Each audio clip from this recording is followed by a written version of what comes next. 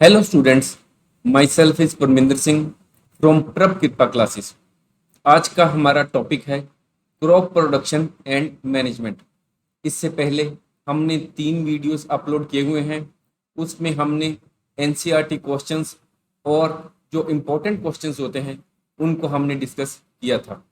आज के इस वीडियो में हम करने जा रहे हैं फिल इन द ब्लैंक्स और ट्रू फॉल्स क्वेश्चंस। तो चलो हम शुरू करते हैं। Number 1, dash are the activities used for cultivation of crops. Answer है एग्रीकल्चर प्रैक्टिसेस।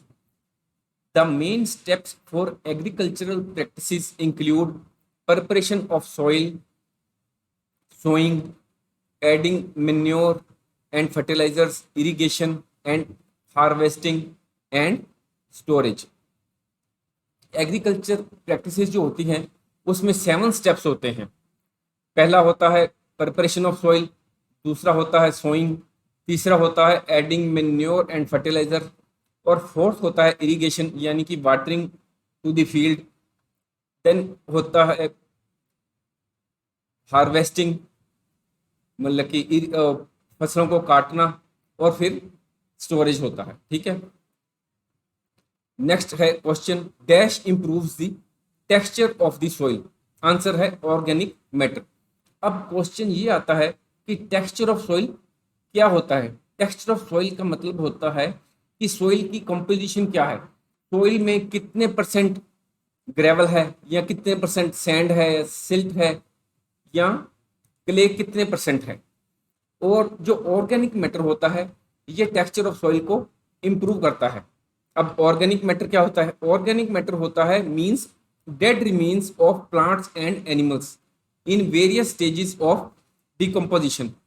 जब एनिमल्स और प्लांट्स डाई हो जाते हैं तो उनके जो रिमेन्स होते हैं वो माइक्रो ऑर्गेनिजम्स के द्वारा डिकम्पोज किए जाते हैं, और उनसे जो डिकम्पोजिशन के प्रोसेस के द्वारा ये जो ऑर्गेनिक मैटर है वो बनता है। नेक्स्ट है number 3, dash is a process to loosen the soil. Answer है प्लोइंग। प्लोइंग के प्रोसेस के द्वारा हम सॉइल को लूज कर सकते हैं।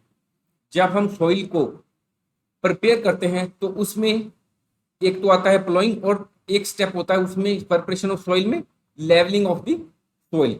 जब हम प्लोइंग करते हैं तो इससे सॉइल लूज होती है और इससे रूट्स को पेनिट्रेट करने में आसानी होती है।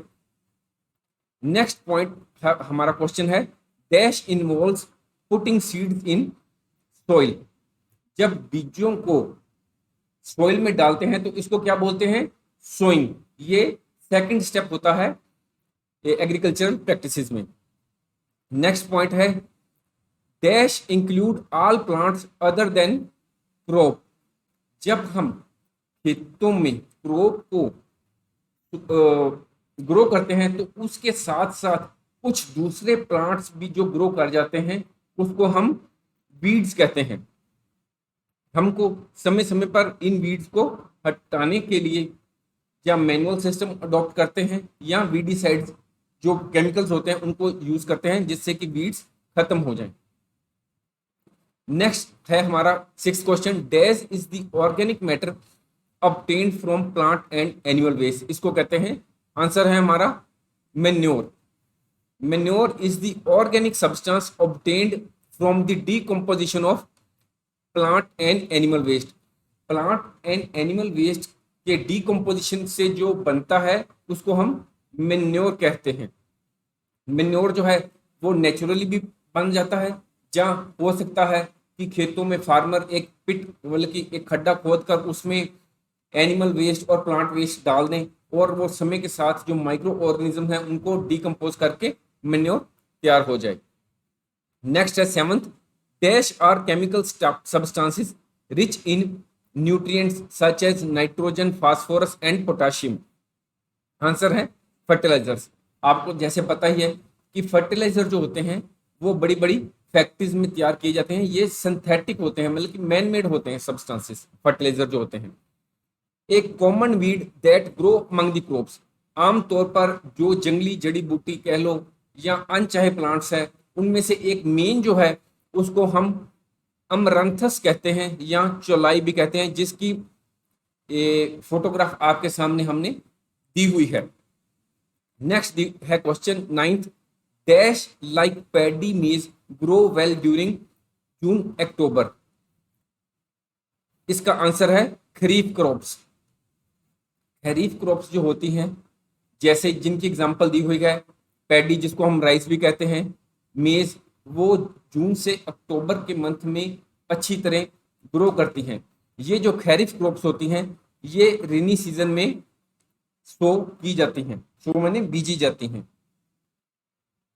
नेक्स्ट पॉइंट है code liver oil is rich in.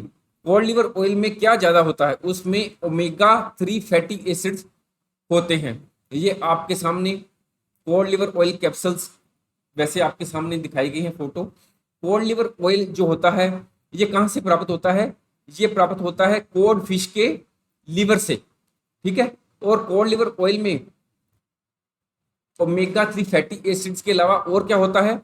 इसमें विटामिन ए भी होता है और विटामिन डी भी हमें मिलता है। नेक्स्ट है dash is the practice of growing 2 or more dissimilar crops in the same piece of land। Example answer है मल्टीपल क्रॉपिंग और मल्टी क्रॉपिंग।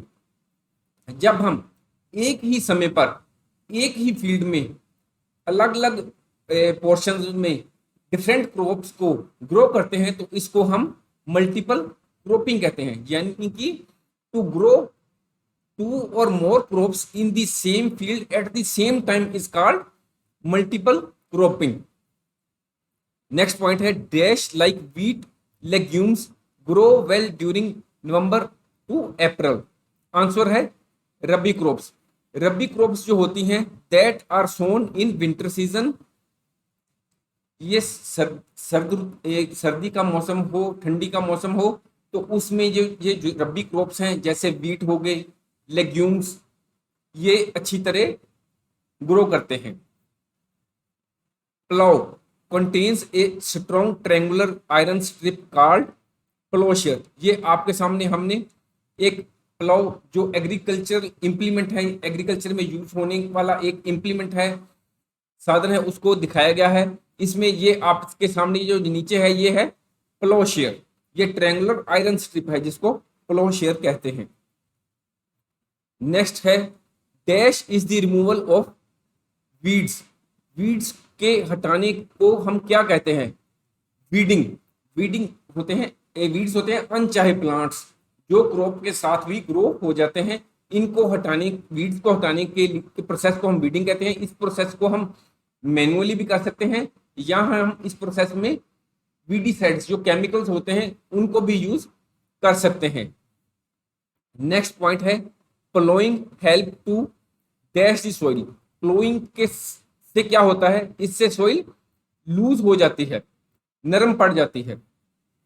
नेक्स्ट पॉइंट है manure is an dash substance obtained from the decomposition of plant and animal waste organic substance. आपको जैसे हमने पहले discuss किया है कि ऑर्गेनिक सब्सटेंस मैन्योर होता है और मैन्योर जो है वो प्लांट एंड एनिमल वेस्ट के डीकंपोजिशन से प्राप्त होता है।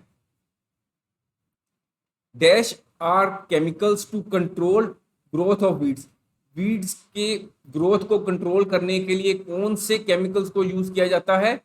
आंसर है वीडीसाइड्स, ठीक है। नेक्स्ट है 18th, हो is a tool use for removing. Answer है वीड्स। ये आपके सामने ये जो पर्सन है ये होए जो इम्प्लीमेंट है एग्रीकल्चर में यूज होने वाला उसको यूज कर रहा है ताकि जो वीड्स हैं उनको हटाया जा सके, अनचाहे प्लांट्स को। नेक्स्ट है 19th, machine use for cutting threshing of crops are called combine harvester. Combine harvester जो है ये मॉडर्न मशीन है एग्रीकल्चर में यूज होने वाली। इससे हम सिर्फ फसल्स को काट या थ्रेशिंग नहीं कर सकते, इसके द्वारा हम विनोइंग भी कर सकते हैं। यानी कि harvesting, threshing and winnowing are done in the field at the same time when the crop is still in the field. Next point है 20th, dash is the process of transferring healthy seedlings from a nursery to a main field. Answer है transplantation. Transplantation क्या होता है, मतलब कि अभी जब पौधे छोटे छोटे होते हैं नर्सरी में, उनमें से प्लांट्स को ले जाकर मेन फील्ड जो खेत है उनमें लगाने के प्रोसेस को हम ट्रांसप्लांटेशन कहते हैं। ट्रांसप्लांटेशन का प्रोसेस है ये आमतौर पर यूज हम करते हैं पैडी और ऑर्नामेंटल प्लांट्स में आमतौर पर इस प्रोसेस को यूज किया जाता है। नेक्स्ट है dash are chemicals that kill pest which damage crop. Crop को डैमेज करने वाले पेस्ट को हम कैसे किल करते हैं, उनके लिए हम यूज करते हैं केमिकल्स, और उन केमिकल्स को कहते हैं पेस्टिसाइड्स। पेस्टिसाइड्स जो होते हैं that are use to kill pest, pest को किल करते हैं, और उनके साथ साथ और भी चीजें किल हो जाती हैं, जैसे इंसेक्ट्स हो गए, रोडेंट्स, फंजाई, अनवांटेड प्लांट्स जिनको हम वीड्स कहते हैं। और ये भी नॉलेज वाली बात है कि over 1000 different pesticides are used all around the world, कि सारे वर्ल्ड में 1000 से ज्यादा डिफरेंट टाइप्स के पेस्टिसाइड्स अवेलेबल हैं जिसको हम पेस्ट को किल करने के लिए यूज कर सकते हैं। अब आ गया dash is cutting of crop after it has matured. Answer है हार्वेस्टिंग। जब क्रॉप बनकर खेत में तैयार हो जाती है तो उसकी कटिंग के प्रोसेस को हम क्या कहते हैं, उसकी कटिंग के प्रोसेस को हम कहते हैं harvesting. In harvesting crops are pulled out or cut close to the ground. इसका क्या मतलब है कि हो सकता है सपोज करो ये फसल खड़ी है, ठीक है, हो सकता है हम इसको जमीन से मतलब कि यहां से उखेड़ लें, जड़ों से ही, pulled out of the ground or cut close to the ground. और ऐसा भी हो सकता है हम फसल को यहां से काटें, ये हम कि यहाँ फसल खड़ी है तो हम क्लोज यहां से काट लें। कई फसल जब जैसे कई सब्जियां वगैरह होती हैं, मेथी वगैरह हो गई, तो हम इनमें से जड़ों से समेत ही फ्रॉम वेरी रूट से ही उनको उखाड़ लेते हैं। और कई फसल होती हैं उनको हम ऊपर से, जड़ों से नहीं, ऊपर से सॉइल के साथ साथ कट करते हैं। It usually takes 3 to 4 months for a cereal crop to mature. जो सीरियल क्रॉप होती है उसको मैच्योर होने में आमतौर पर 3 से 4 months का टाइम लगता है। नेक्स्ट है dash is a device to spread seed in soil. Answer है सीड ड्रिल। सीड ड्रिल क्या है, ये आपके सामने हमने पिक्चर दी हुई है। ये मॉडर्न मशीन्स होती हैं जिनके द्वारा जो बीज होते हैं उनको खेतों में डाला जाता है, ठीक है, फील्ड्स में डाल दिया जाता है। नेक्स्ट पॉइंट है for 24th, large scale storing of greens is done in silos. ये आपके सामने हमने साइलोस दिखाए हुए हैं। अब वैसे तो स्टोरिंग ऑफ ग्रीन्स के लिए अगर छोटा किसान है तो वो छोटे छोटे लोहे के ड्रम रख सकता है, जहाँ वो गनी बैग्स घर में या कहीं और पर रख सकता है। जहाँ जो थोड़ा बड़ा किसान वो हो सकता है कि उस ग्रीनरीज में रख लें, बड़े बड़े गोदाम होते हैं उनमें रख लें।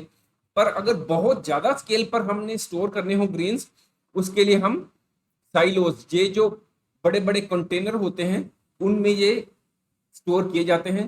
इनमें जो इन पेस्ट से कंट्रोल करने के लिए एक ऑटोमेटिक सिस्टम होता है ताकि पेस्ट जो है ग्रीन्स को खराब ना कर सकें।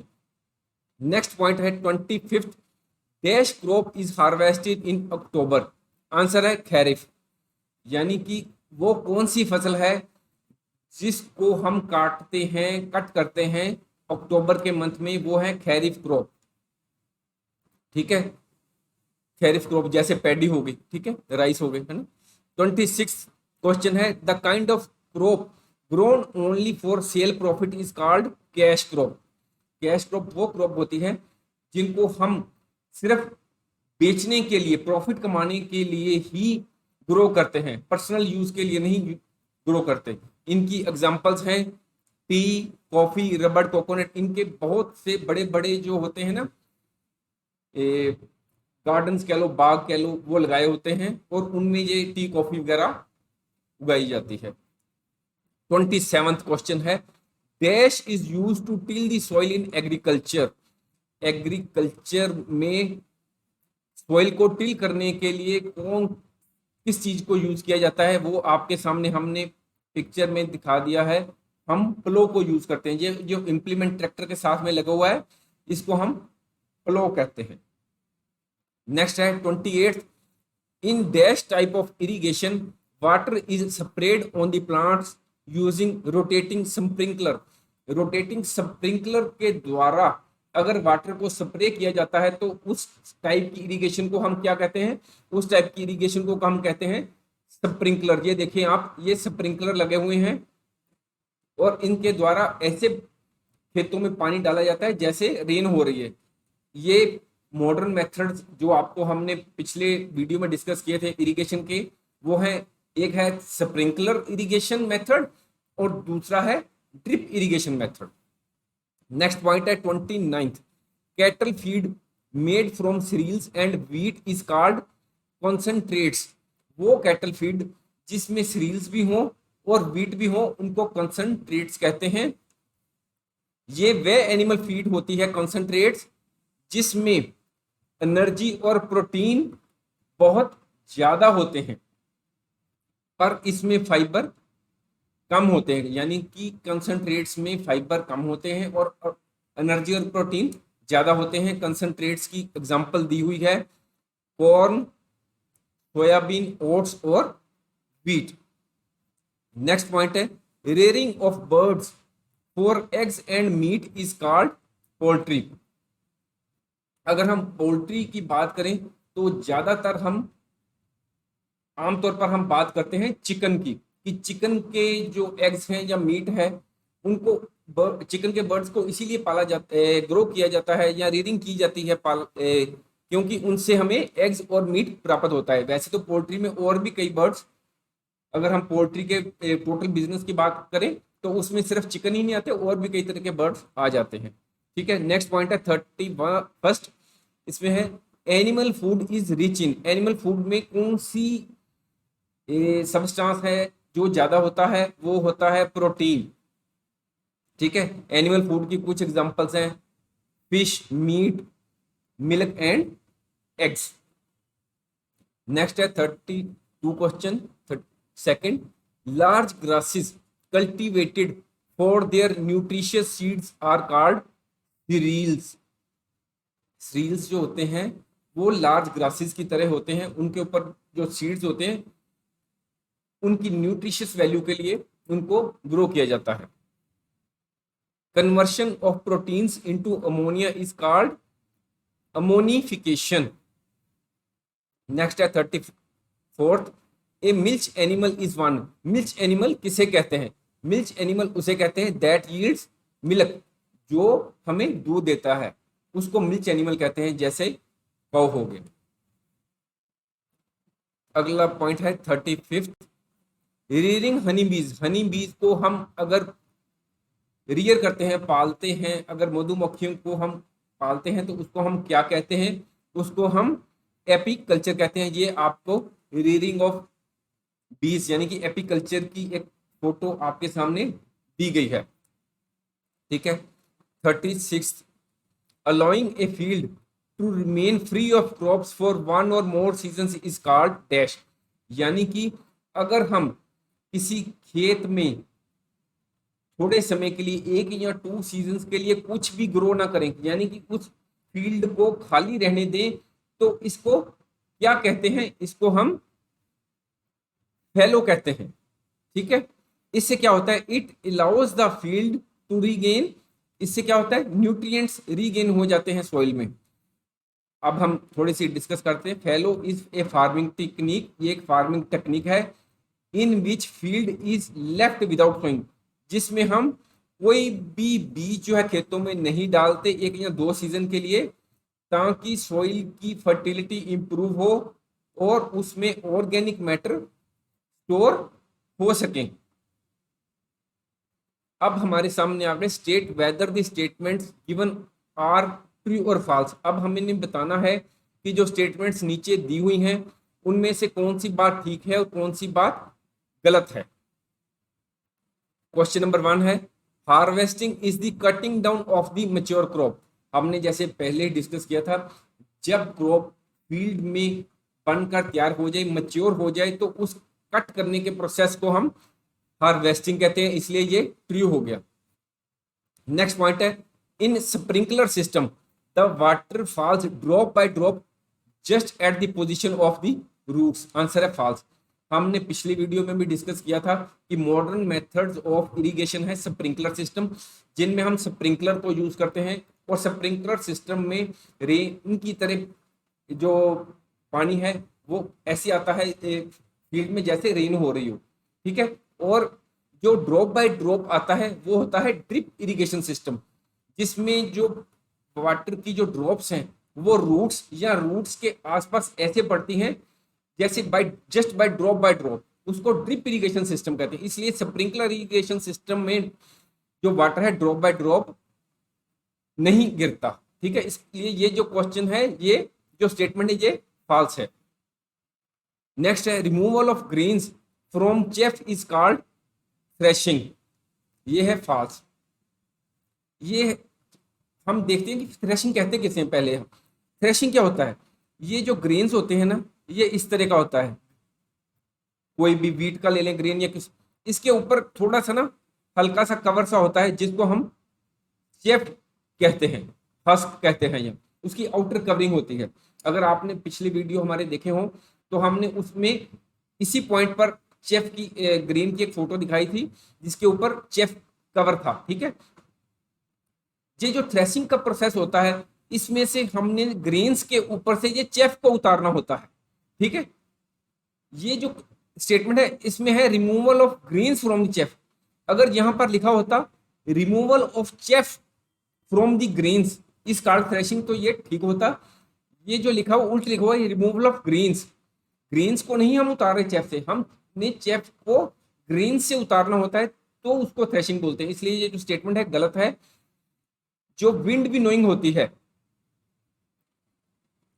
ये एक एग्रीकल्चर मेथड है जो पुराने समय में यूज किया जाता था। इसमें ग्रेन्स के साथ जो चेफ होती है या डस्ट पार्टिकल्स होते हैं उनको सेपरेट करने के लिए प्रोसेस को यूज किया जाता है। ये आपके सामने विनोइंग का प्रोसेस है।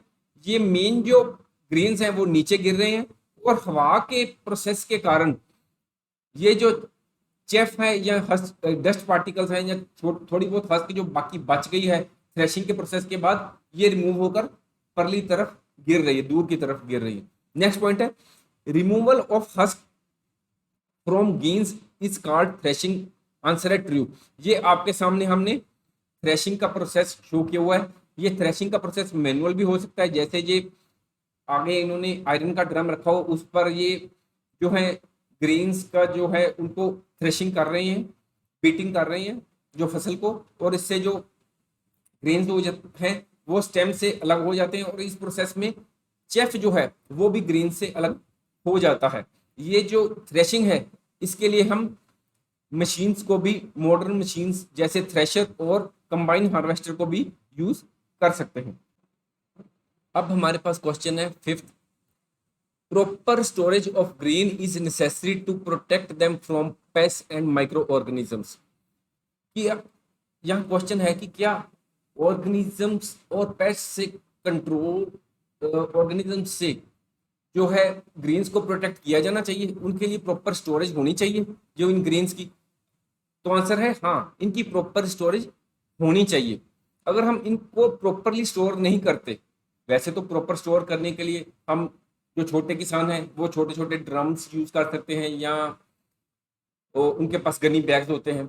अगर लार्ज स्केल पर करनी हो तो जो स्टोरेज है वो ग्रैनरीज में हो सकती है या साइलोज में हो सकती है, जैसे हमने पीछे डिस्कस किया। अगर हम इनको प्रॉपरली प्रोटेक्ट नहीं करेंगे तो इससे क्या होगा, जो पेस्ट एंड माइक्रो ऑर्गेनिजम्स हैं वो सारी की सारी ग्रेन्स यानी कि सारी की सारी क्रॉप को, जो फसल जो हमने उगाई है, जो ग्रेन्स निकाले हैं हार्वेस्टिंग के बाद में, थ्रेशिंग के बाद में सारा प्रोसेस करके, वो सारे का सारा खराब कर देंगे और सारी फसल नष्ट हो जाएगी। इसलिए proper storage of grains is necessary. Next point है sixth, crop can be damaged by excess supply of water.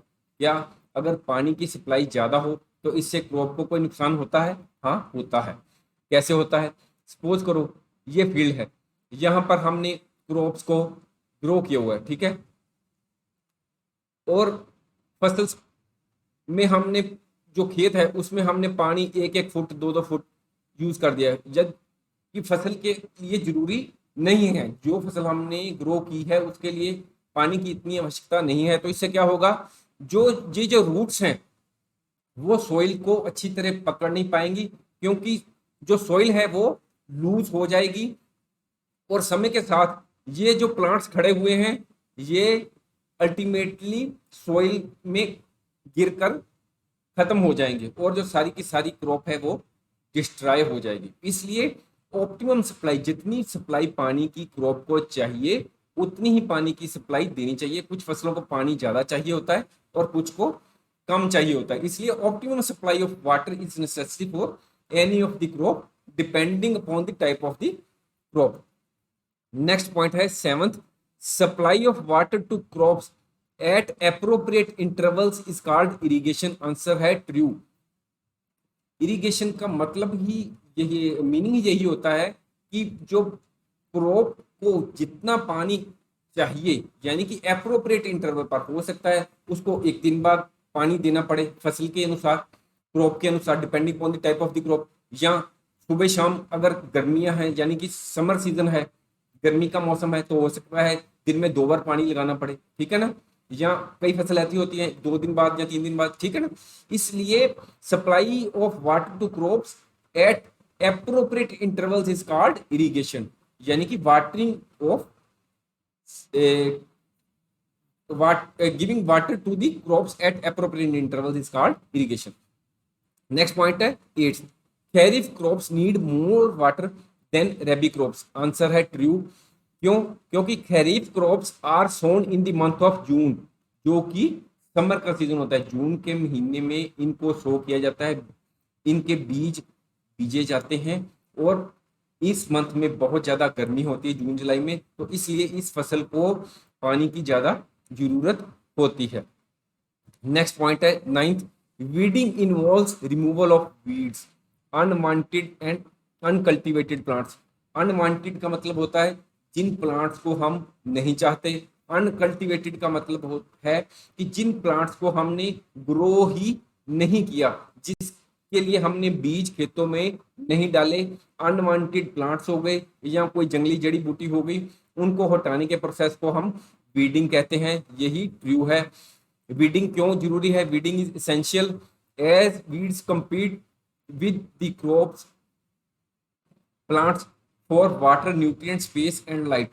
क्योंकि ये जो वीड्स होते हैं, जैसे सपोज करो ये प्लांट्स ग्रो कर रहे हैं, इनके साथ ये छोटे छोटे सपोज करो वीड्स आ गए हैं, तो ये जो मेन क्रॉप है इनके साथ कंपटीशन करेंगे लिए, किसके लिए?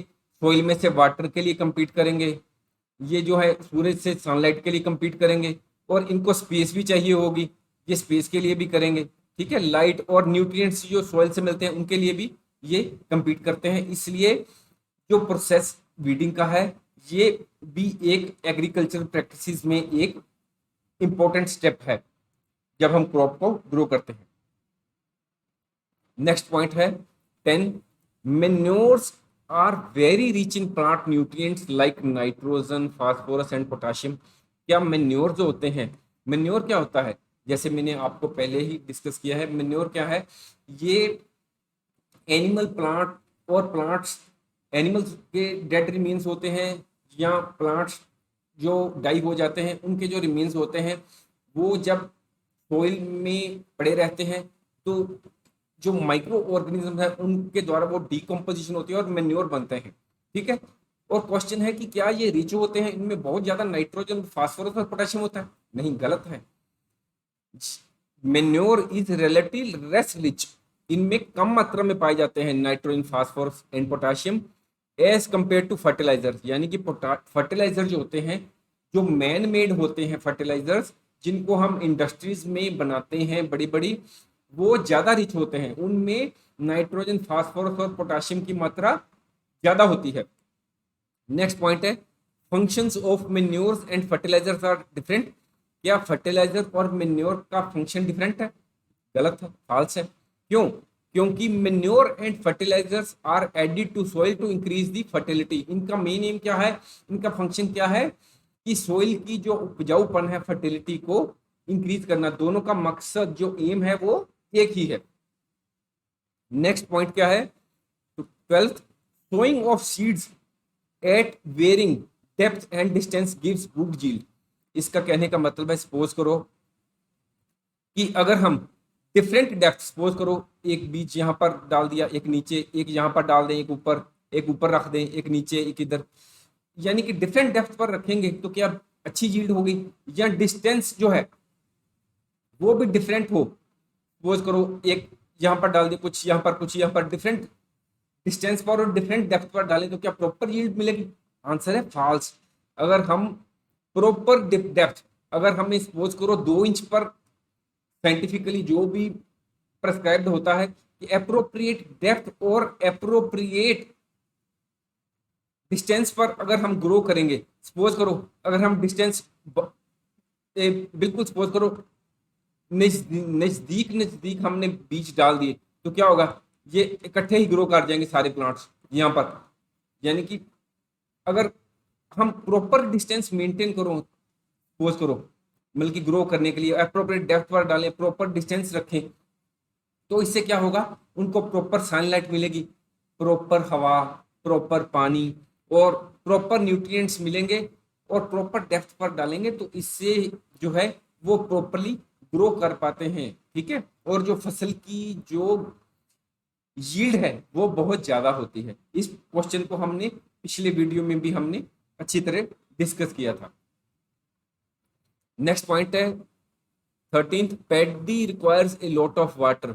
अगर आपने हमारे पिछले वीडियोस देखे हो तो उसमें हमने शो किया था कि पैडी को ग्रो करने के लिए जब हम उसको ग्रो करते हैं तो उसमें खेतों में पानी खड़ा रखना पड़ता है। ठीक है, तो इसलिए ये आंसर ठीक है, क्वेश्चन ठीक है, स्टेटमेंट ट्रू है कि पैडी को ग्रो करने के लिए यानी कि राइस को ग्रो करने के लिए बहुत से पानी की जरूरत होती है। ये एक क्यों जरूरत होती है? It is the most water intensive crop, इसमें पानी बहुत ज्यादा यूज होता है। राइस को ग्रो करने के लिए it needs standing of water growth, पानी को खेतों में खड़ा रखना पड़ता है। नेक्स्ट पॉइंट है 14th क्वेश्चन है, it is better to use fertilisers than organic manure. जो dead remains of animal and plants है उनके द्वारा जो मैन्योर बनती है, खाद बनती है नेचुरली, या हम कंपोस्ट बनाते हैं, क्या उसके कंपैरिजन में फर्टिलाइजर अच्छे हैं? तो आंसर है गलत है। जो कुदरती तरीके से मैन्योर बनती है, जहां हम आप मैन्योर बनाते हैं, वो अच्छी होती है क्योंकि वो नेचुरली ड्राइव्ड होती है, और जो इससे क्या होती है, माइक्रोब्स की एक्टिविटी, जो छोटे छोटे अर्थवर्म्स हैं उनकी एक्टिविटी जो होती है वो सोइल में इंक्रीज हो जाती है, और इनसे सोइल की फर्टिलिटी बढ़ती है मैन्योर से। अगर हम खेतों में ज्यादा फर्टिलाइजर्स को यूज करते हैं तो इससे सॉइल को ह्यूमस नहीं मिलती। ह्यूमस क्या होता है, इसको हमने पिछले वीडियो में भी डिस्कस किया था। ये ब्लैक कलर का लगभग एक सबस्टेंस बन जाता है जब हम dead remains of animal and plants जो होते हैं, डिकम्पोजिशन होती है उनकी, उससे ह्यूमस बनता है। ठीक है, जो फर्टिलाइजर होते हैं वो ह्यूमस को क्रिएट या बनाते नहीं है, और जो फर्टिलाइजर को अगर हम ज़्यादा यूज करते हैं तो इससे क्या होते हैं, हेल्थ इश्यूज क्रिएट हो जाते हैं। जिस फसल पर फर्टिलाइजर की ज़्यादा यूज होता है तो इससे हो सकता है कि कोई ना कोई हेल्थ में प्रॉब्लम क्रिएट हो जाए। नेक्स्ट पॉइंट है 15th, chemicals used to control rat and insects are known as pesticide. Answer है ट्रू। इंसेक्ट्स और रैट्स को कंट्रोल करने के लिए अगर जो हम केमिकल यूज करते हैं उसको पेस्टिसाइड्स कहते हैं। पेस्टिसाइड्स में हर्बिसाइड्स भी आ जाते हैं, इंसेक्टिसाइड्स भी आ जाते हैं, rodenticide, insect repellent, fungicide etcetera. ये सब जो डिस्कस किए हैं वो पेस्टिसाइड्स में ही आते हैं। अब हमारा नेक्स्ट पॉइंट है 16th, various kinds of plant grown at a place constitute A crop. Answer है फॉल्स। अगर हम एक ही खेत में डिफरेंट तरह के प्लांट्स को ग्रो करते हैं तो उसको क्रॉप कहते हैं? नहीं। एक खेत में अगर एक ही फसल, जैसे आपको ये ये फोटो में दिखाया गया है, पिक्चर में दिखाया गया है, इसको क्रॉप कहते हैं कि जैसे एक ये वीट की क्रॉप ही ग्रो की हुई है, सिर्फ एक फील्ड में सिर्फ एक ही क्रॉप, एक ही तरह के प्लांट्स को ग्रो किया जाए तो उसको क्रॉप कहा जाता है। Storage of grains, next point है, is not an agricultural practice. Agriculture practice हमने पीछे डिस्कस की थी, उसमें प्रिपरेशन ऑफ सॉइल थी, सोइंग थी, फिर थ्रेशिंग थी, हार्वेस्टिंग भी थी, हार्वेस्टिंग, थ्रेशिंग और विनोइंग, और लास्ट में था स्टोरेज ऑफ ग्रीन्स भी जो है एक इंपॉर्टेंट स्टेप है एग्रीकल्चर। अगर हमने सारा सिस्टम जो है एग्रीकल्चर को क्रॉप्स को ग्रो करने का किया और उसको स्टोर ही प्रॉपरली नाम किया तो क्या होगा, जो सारा काम किया था वो खत्म हो जाएगा। यानी कि पेस्ट हैं, कई तरह के इंसेक्ट्स हैं, वो सारी फसल को खराब कर देते हैं, इसलिए ये एक एग्रीकल्चरल प्रैक्टिस ही है। ठीक है, नेक्स्ट पॉइंट है levelling prevents soil erosion, answer है ट्रू। सपोज करो हम एक फील्ड को लेवल नहीं करते, सपोज करो फील्ड जो है वैसे तो ऐसे होना चाहिए, अगर हो सकता है कि वो कई जगह पर ऊबड़ खाबड़ हो, ऊंचा नीचा हो, तो क्या होगा, अगर हम पानी लगाएंगे खेतों में वो सारा जो है वो इधर की तरफ चले जाएगा। ठीक है, यहाँ पर पानी बहुत ज्यादा हो जाएगा, पानी एक्सेस हो जाएगा, और यहाँ पर जो फसल के बीच हैं, जहाँ पर ऊंचा प्लेस होगा फील्ड में, वहां पर सूखा रह जाएगा और वहां पर फसल ग्रो नहीं होगी, और जो जहां पर पानी ज्यादा लगा था वहां पर भी फसल डिस्ट्रॉय हो जाएगी। इसलिए जो पानी है उस अगर ज्यादा होगा तो उसे सॉइल इरोजन भी हो जाता है, कि ऊपर की सतह की जो मिट्टी है वो भी इरोड हो जाती है, वो पानी के साथ दूसरी तरह बह जाएगी। इसलिए लेवलिंग होनी चाहिए प्रॉपर। अगर प्रॉपर हम लेवलिंग करते हैं और उसमें पानी डालते हैं तो जो सॉइल है वो इरोड नहीं होती। जैसे सॉइल की सपोज करो ये फर्स्ट स्टेप है वो यहीं पर ही रहेगा, इसमें सॉइल इरोड नहीं होगा। अगर ऊबड़ खाबड़ है तो सॉइल इरोज हो जाएगी, क्योंकि ये जो वहां पर यहाँ स्टेप पर जो मिट्टी है वो सॉइल इरोड होकर दूर कहीं और जाकर चली जाएगी। ठीक है, वो नेक्स्ट पॉइंट है earthworm is a friend of the farmer. जो अर्थवर्म होते हैं, ये अर्थवर्म की पिक्चर, ये मिट्टी के कण है, सॉइल है, उसमें ये छोटे छोटे दिखाए गए हैं, ये अर्थवर्म्स दिखाए गए हैं आपको, ये फार्मर्स के फ्रेंड होते हैं। ये क्वेश्चन ठीक है, स्टेटमेंट ठीक है। ये जो अर्थवर्म्स होते हैं, ये जो छोटे छोटे माइक्रो ऑर्गेनिज्म होते हैं, इनसे सॉइल की प्रोडक्टिविटी बढ़ती है, ये प्लांट की हेल्थ के को अच्छा करते हैं, और जो कई सॉइल बॉर्न डिसीजेज होती हैं, सॉइल के अंदर अपने आप जो डिसीज जन्म लेती हैं उनको ये खत्म कर देते हैं। नेक्स्ट पॉइंट है 20th, humans settled down to live in one place only after they learned to grow crops, answer है ट्रू। जब समय पहले क्या होता था, जब शुरू में, जब आपसे लाखों साल पहले, जब हमारे मनुष्य जाति ने इतनी प्रगति या सेटलमेंट नहीं हुई थी, तो क्या करता था, जो एक जगह पर क्रॉप कुछ भी ग्रो किया हुआ है वो उसको खा लेता था, और फिर वो अगले स्थान पर चला जाता था, मतलब कि उनकी कॉलोनीज या कुछ भी कह लो वो शिफ्ट होती रहती थी। पर जब से उन्होंने क्रॉप्स को ग्रो करना, कि कैसे इनको ग्रो किया जाता है, उनको ग्रो करना सीख लिया, तो उन्होंने एक स्थान पर सेटल होना भी शुरू कर दिया, इसलिए इसको ट्रू कहा जाता है। ये जो स्टेटमेंट ट्रू है। नेक्स्ट है drip irrigation system is economical method of irrigation, answer है ट्रू। वैसे तो ये स्टेटमेंट अगर यहां पर लिखा होता कि drip irrigation system is the water economical method, तो ये स्टेटमेंट ज्यादा ट्रू होती, क्योंकि आज जो युग चल रहा है, लाखों करोड़ों लोग पानी के बिना ही जीवन जी रहे हैं, उनको पानी पीने को नहीं मिल रहा, पानी की वेस्टेज बहुत ज्यादा हो रही है।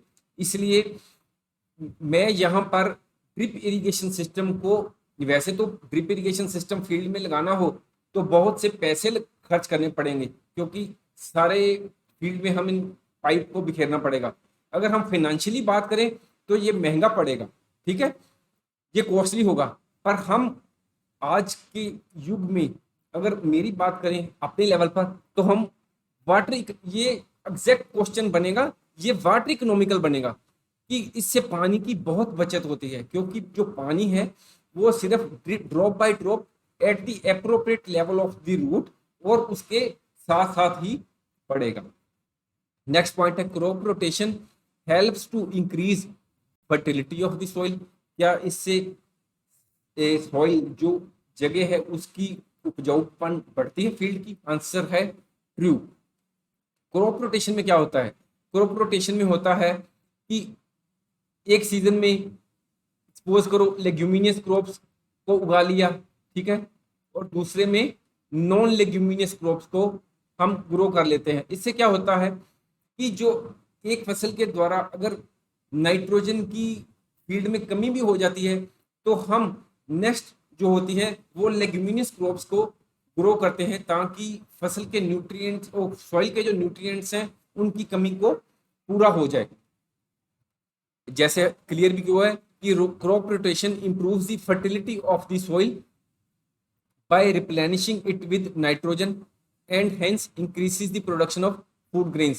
क्रॉप रोटेशन से फूड ग्रेन्स की प्रोडक्शन में भी इंक्रीज होता है। नेक्स्ट पॉइंट है 23rd, loosening of soil allows roots to breathe easily. Answer है ट्रू। लूजनिंग ऑफ सॉइल में क्या होता है, हम प्लॉइंग करते हैं या टिलिंग करते हैं तो इससे क्या होता है जो सॉइल है वो 5-10 इंच तक ऊपर नीचे होती है, यानी कि नीचे वाले सॉइल होती है, लेयर होती है, ये ऊपर आ जाती है, ऊपर वाली नीचे, ऐसा सिस्टम चलता है, ठीक है। इससे क्या होता है कि सॉइल नरम पड़ जाती है और अगर हम इसमें बीजों को सो करते हैं, डालते हैं, तो उस वो समय के साथ जो रूट्स होती हैं वो इजीली ब्रीद यानी कि सांस ले सकती हैं, वो भी ब्रीदिंग करती हैं, ठीक है। ये इसको क्लैरिफाई किया हुआ है।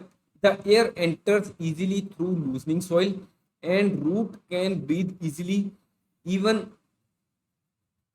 When they go deep into the soil. अगर रूट जो है सॉइल में काफी डीप भी चली जाए तो इससे उसको कोई फर्क नहीं पड़ता रूट्स को, फिर अगर सॉइल लूज हो। If you like our video please like, share and subscribe our channel. Thank you.